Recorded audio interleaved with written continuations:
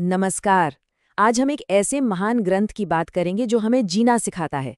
इसे हम कह सकते हैं एक यूनिवर्सल कोड, यानी तिरुवल्लुवर का वो ज्ञान जो सदियों से हमारा मार्गदर्शन कर रहा है।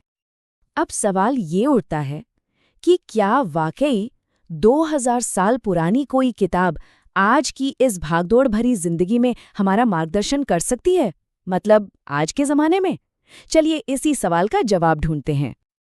और इसका जवाब हमें मिलता है प्राचीन दक्षिण भारत के एक बहुत ही साधारण से बुनकर की कहानी में। एक ऐसा बुनकर जिसने अपने शब्दों से पूरी मानवता के लिए एक ऐसी आचार संहिता लिख दी जो आज भी हजारों साल बाद भी उतनी ही प्रासंगिक है। तो चलिए सबसे पहले मिलते हैं उस महान संत से जो इतिहास के पन्नों में ज्यादा नजर तो नहीं आते, लेकिन जिनका काम आज भी चमक रहा है। वो एक बुनकर संत थे, परछाई में छिपा एक ऋषि।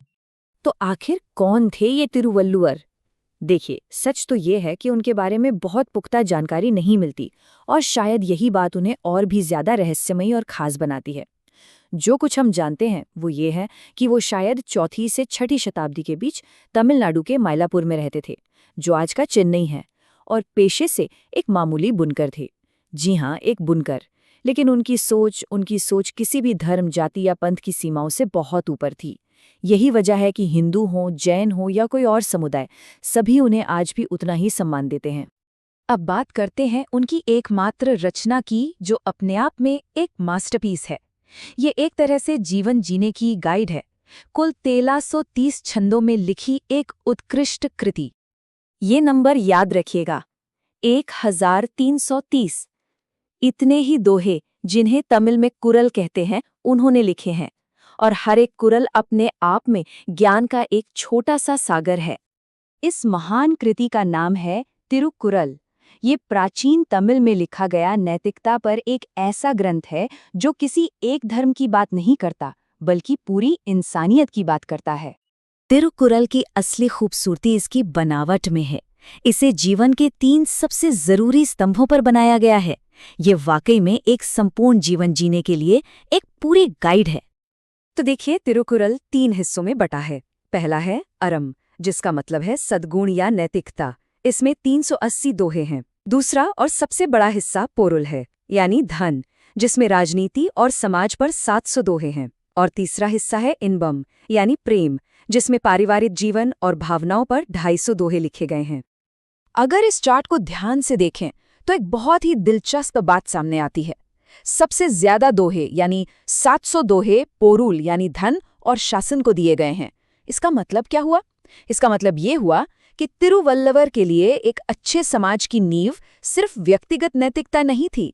उनके लिए अच्छा शासन, राजनीति और सही तरीके से कमाया गया धन भी उतना ही, बल्कि उससे भी ज्यादा जरूरी था।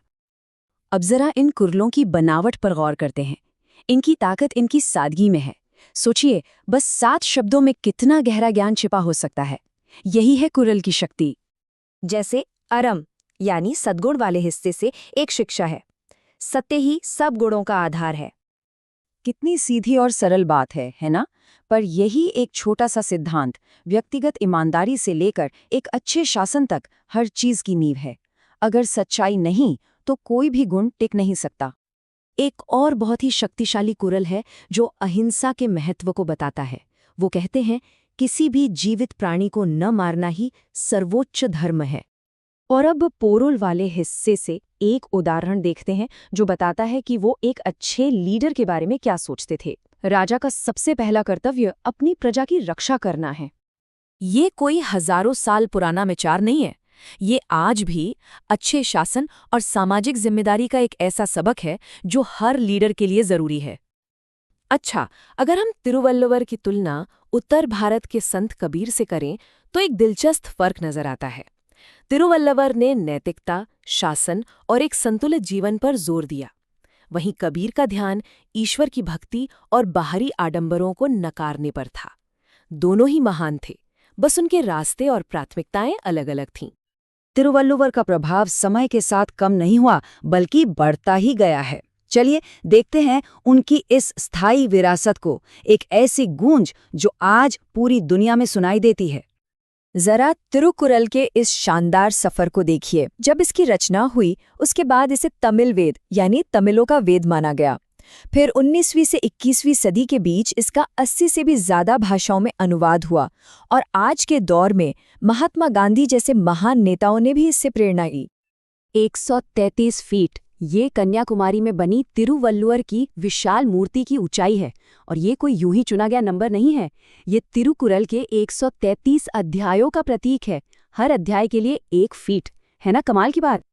तो कुल मिलाकर बात ये है कि तिरुकुरल सिर्फ एक किताब नहीं है, ये सही मायने में नैतिक जीवन जीने के लिए एक प्रैक्टिकल गाइड है। एक ऐसी गाइड जो किसी एक समय या संस्कृति के लिए नहीं बल्कि हमेशा और सबके लिए है। और यहीं पर हम एक आखिरी सवाल पर आते हैं। आज की इस दुनिया में जहां हम सब आपसी समझ और जुड़ाव की तलाश में हैं, क्या ये प्राचीन नैतिक संहिता पहले से कहीं ज्यादा प्रासंगिक नहीं हो सकती? इस पर जरूर सोचिएगा।